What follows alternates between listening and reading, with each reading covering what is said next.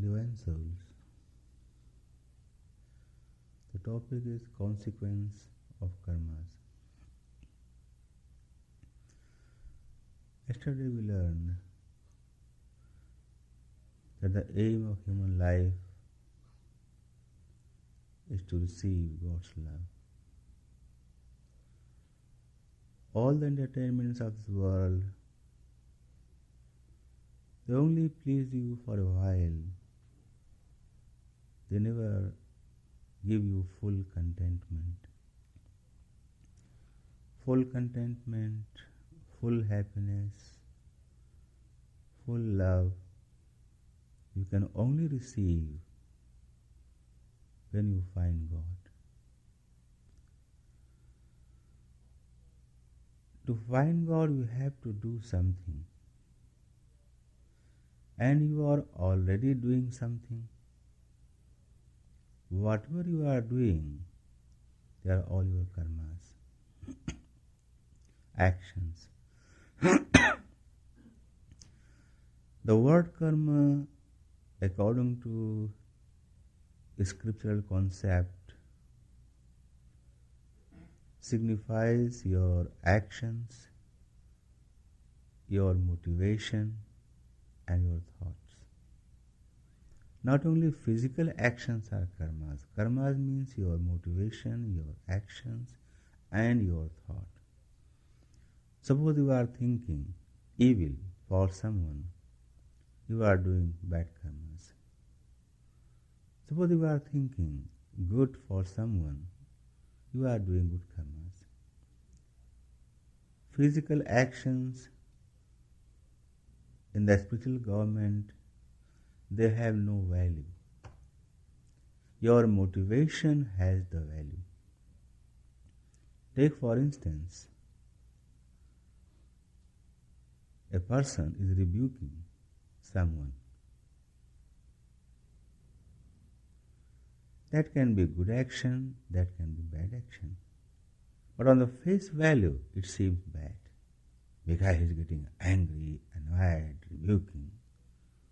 So face value looks bad. It may be good.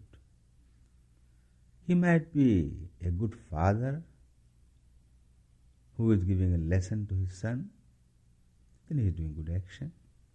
He is trying to extend his child, not to go into bad companies. Or if some person is doing such thing out of jealousy, it's a bad action. You see a traitor comes and a policeman shoots him down. He saved the community. He was a bad person. He was evil. Policeman did the right thing, although he killed that man. So question is, the face value of any action does not determine the class of that action. That has to be understood. The class of that action is determined according to your motivation, and motivation is always hidden within your mind. No one can observe it. But the one who is noting, making a note of your actions, he knows. So, whatever you do, you think, and whatever you think is all noted down. So you have done all in those lots of these back, means past millions and millions of lifetimes, uncountable karmas. They are all in record. And where is that record? With you. You carry the record with you. Where? In your mind. So who inscribes that record? By your own nature, it's being inscribed. but who remembers Godhead personality. Godhead personality has many kinds of work to do. In his one form, where he is called Paramatma, he remembers all the actions of every soul. At hand he remembers everything. That's why he is called Ishvara. Ishte iti Ishvara, the one who rules this universe according to karmas. Ishvara. So Ishvara remembers all of your actions, but those actions are in your mind. Your mind is very wide, big.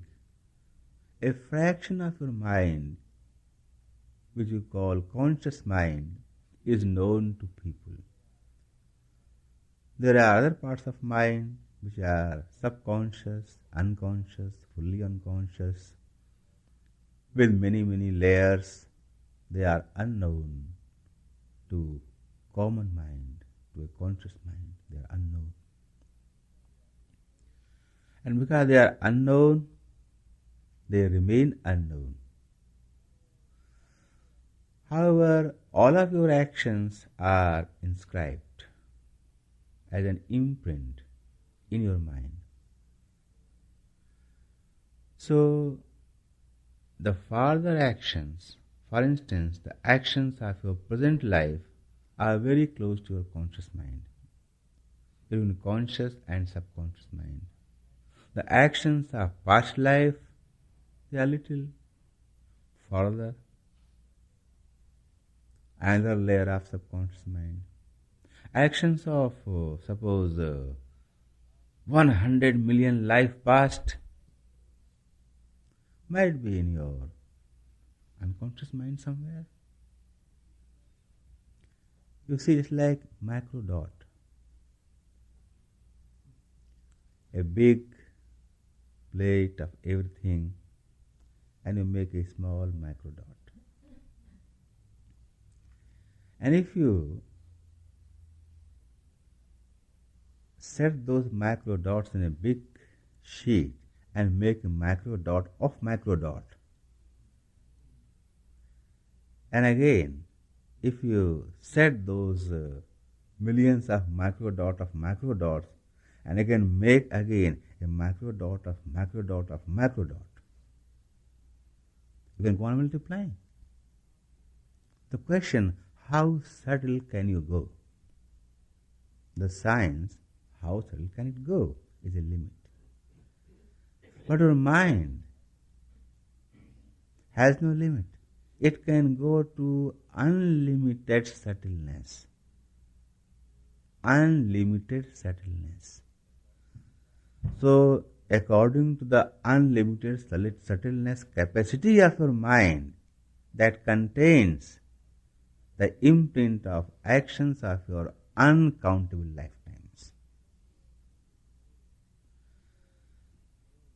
But the very close actions, close means of your past 10-15 lifetimes actions, they are very close to your conscious mind, in your subconscious mind. The rest are in unconscious and fully unconscious mind. In fully unconscious mind, the sanskars, they are billions and billions of lifetimes back. So you always carry all of your sanskars every time in every lifetime. You keep on adding. Your mind has a big capacity to retain all of that. Even after this whole universe comes to an end, there is a big gap, then again universe comes into being. You are still carrying all the sanskars of previous universe, when that was in existence. And previous to that and prior to that, It's all very complicated. However, you carry all of your sanskars with you. Sanskars means the imprint of your actions. It's called sanskars. So those sanskars, they are just the imprints. So how many kinds of imprints? Many kinds, but they can be classified according to your motivation. So we can classify the motivations. We can have many kinds of actions, but classify the motivation. So motivation can be normally three kinds. When you think of something bad and do bad. When you think of something good and do good. When you think of God and begin to feel the need of God in your life and do some kind of devotion with such an interest that you need God in your life and this whole world is full of misery, is not full of happiness, with such an understanding. So the first kind is called bad actions, second kind is called good actions, and this third kind is called devotional actions. So bad motivation, good motivation, and devotional motivation. Only three kinds of motivations: bad, good, devotional. So according to motivation, you classify your actions. For instance, somebody is worshipping God Shiva and he is desiring to get some power so he can rule the society. Is he doing a devotional action? Not at all. He is doing bad action, evil action. Because his motivation is evil. He is trying to get power from Shiva to terrorize and rule the community. Evil. So don't go by the face value. Whatever is your motivation behind that action. So if you go to an Indian temple and you find somebody doing Hare Ram, Ram Ram, Hare Hare, Hare Krishna, Krishna Krishna, Hare Hare.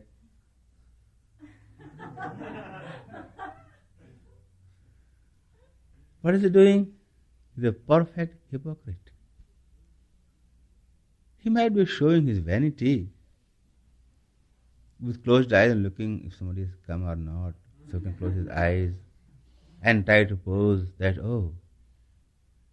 showing that he is in trance or he is in devotion like that.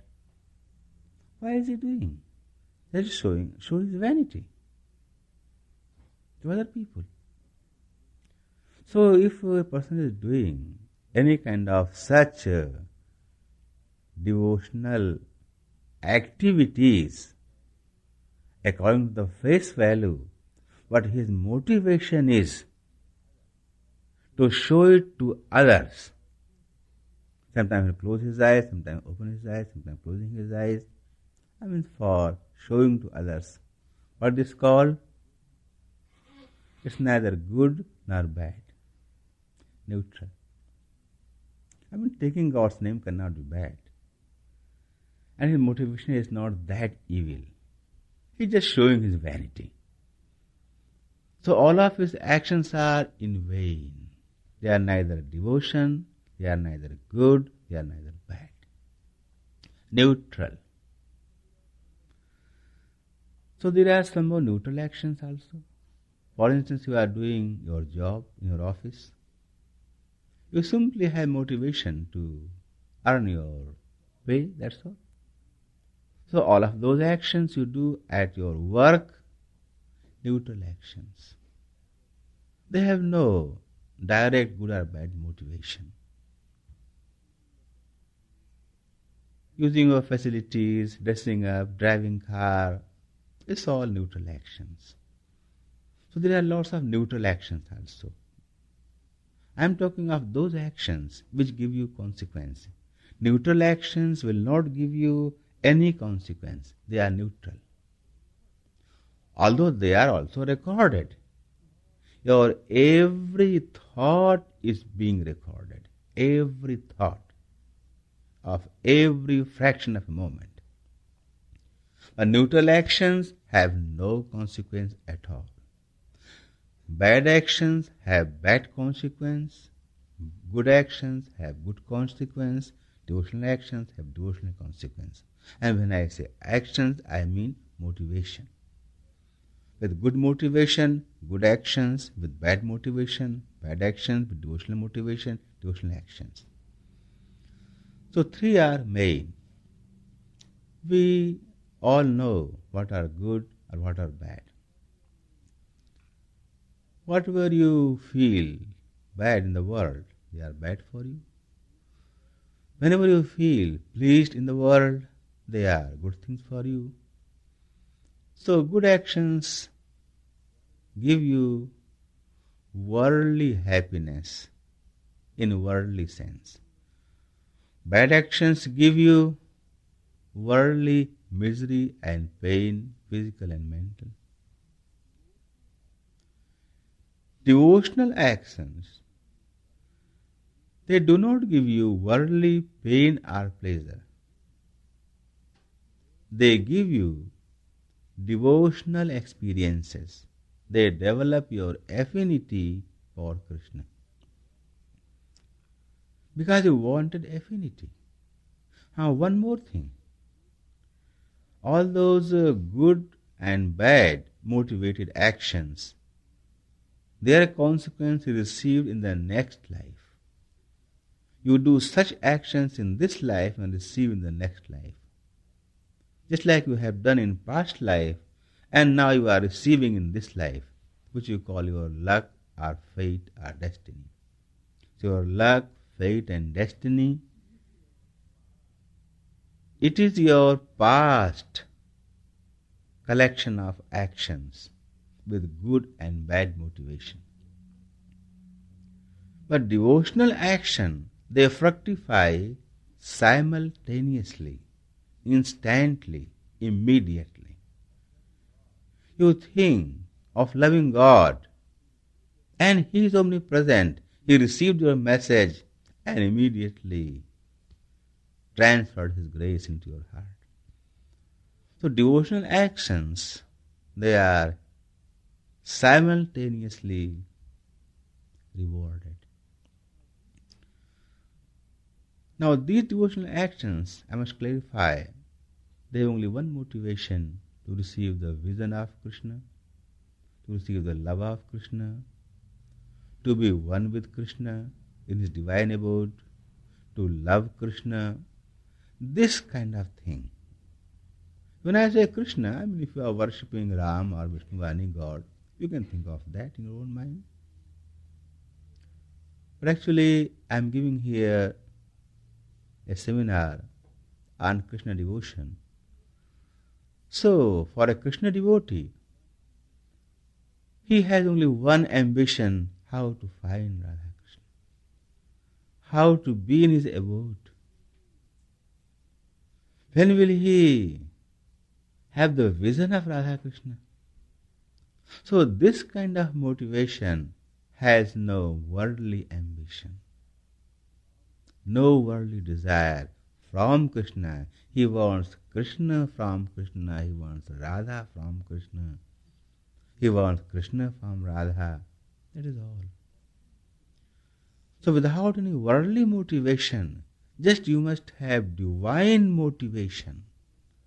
When you have divine motivation and you do anything, you are chanting, or you are listening a chant, or you are remembering Krishna name, or you are chanting Krishna name, you are worshipping the deity or picture of Krishna, you are doing arati, or you are doing all of these things in your mind,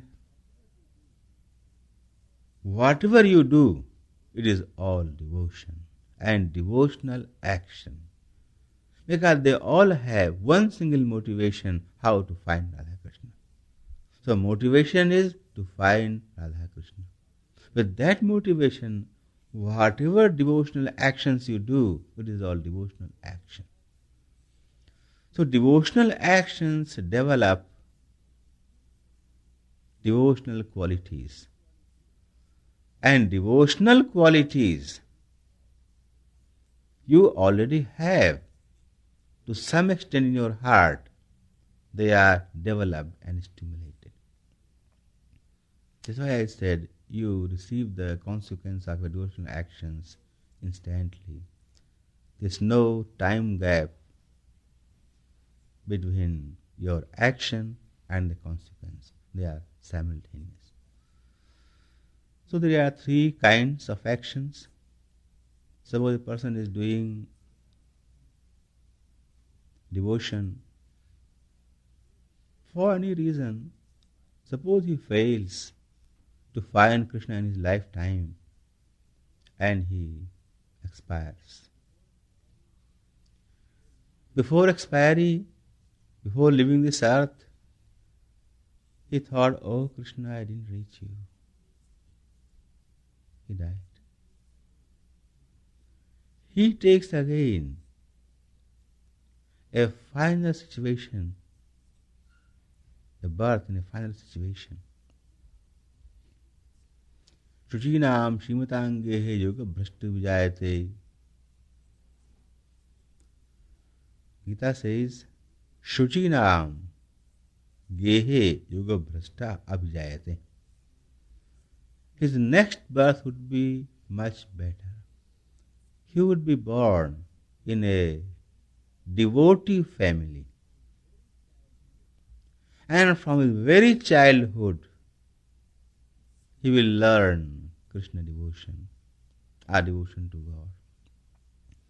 He will have that kind of atmosphere and he will start again his Krishna devotion. Because he had done devotion in past, on the basis of that devotional effect, in this lifetime, he will carry on his devotions.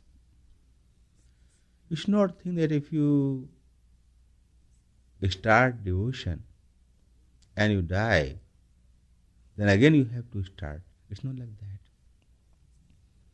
Say for instance, a child is going into first standard and he studied for 4 or 5 years, primary classes.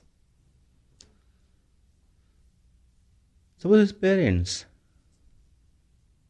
they had a job and they have been transferred to some other town.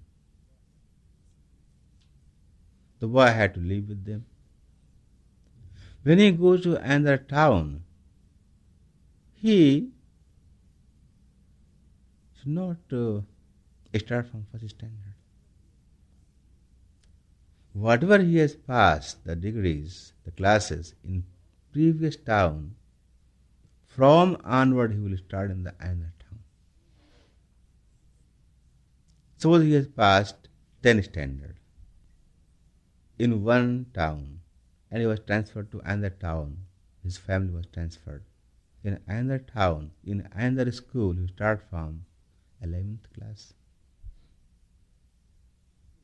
Something like this. So whatever purity of heart you have gained, whatever affinity you have gained in one lifetime, from there onward you carry on in your next lifetime. So there is no loss, it's accumulation. And when you reach to maximum purification of heart, with the grace of Master, you find Krishna.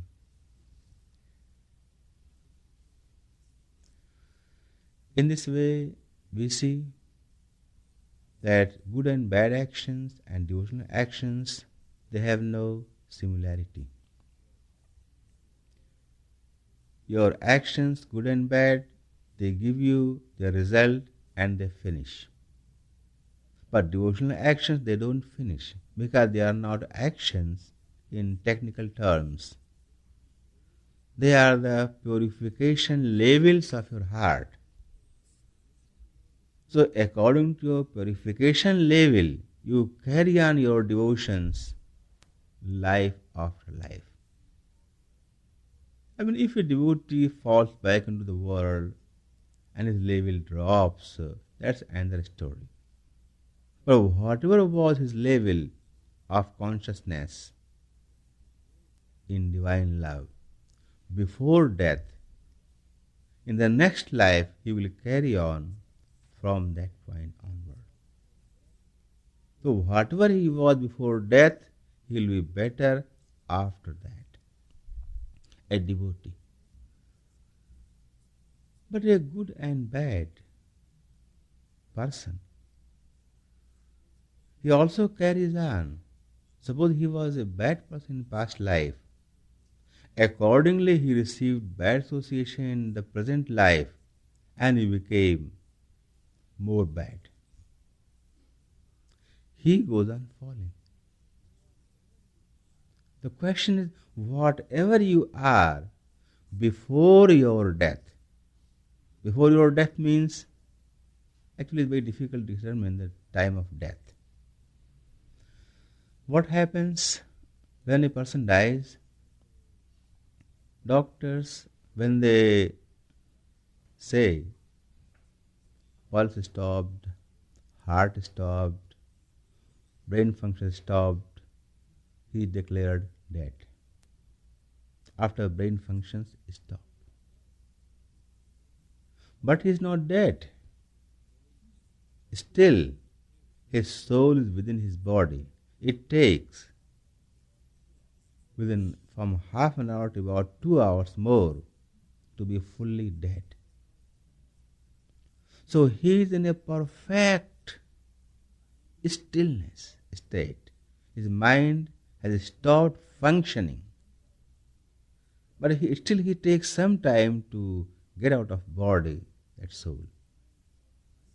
And before mind stops functioning, he enters into a coma state. He cannot think, he cannot imagine. So what I mean, at the time of death, it is impossible for any soul to think of Krishna or anything. So before death, and before death means, you might say, roughly speaking, in the last days of his death. Finally, suppose he is going to die after 2 months. Within those 2 months or 6 weeks or a week, whatever was the average consciousness, average, before death, a few weeks before death, that is the average of his consciousness. He was more material or he was more devotional, whatever he was, that affects his future life. He is saying, Ant madaso gata. Whatever you are before death, you become same. So before death means a few weeks before death, the average state of your consciousness towards good or towards bad or towards devotion. So those souls who have affinity for Krishna, they maintain affinity for Krishna during that time because they have understood that only Krishna can help him. World cannot help him. So they retain that affinity. But those worshippers of God who have no affinity, they are observing rituals or devotional formalities, and their minds are attached to their family and friends, they cannot think of God at that time. Because their attachment is in their family and friends and their physical body. They only think of their physical body and family and friends. Before death, so next life is no good for them. Even if they were worshippers of God for their whole life, that makes no difference because they had no affinity. But those devotees who are in divine love consciousness, they have affinity. They realize Krishna is mine. I have a right on Krishna. He has to come to me sometime. No matter whenever he comes, sooner or later he has to come. So feel some kind of oneness, some kind of right on him, because you belong to him, he belongs to you. That is affinity.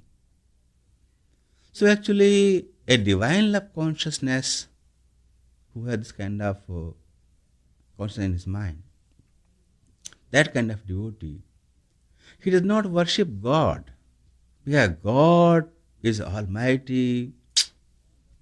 He would be afraid to go near him. He worships Krishna only, not God Krishna, just Krishna. He is Krishna. So he worships his Radha Krishna because he belongs to them. So with such a affinity, he carries on that affinity all the way before his death, and his next life is much more beautiful. And if he has completed his devotion in this lifetime, he receives his vision, Radha Krishna vision in this life. So in short, I explain the consequence of karmas, the rest tomorrow.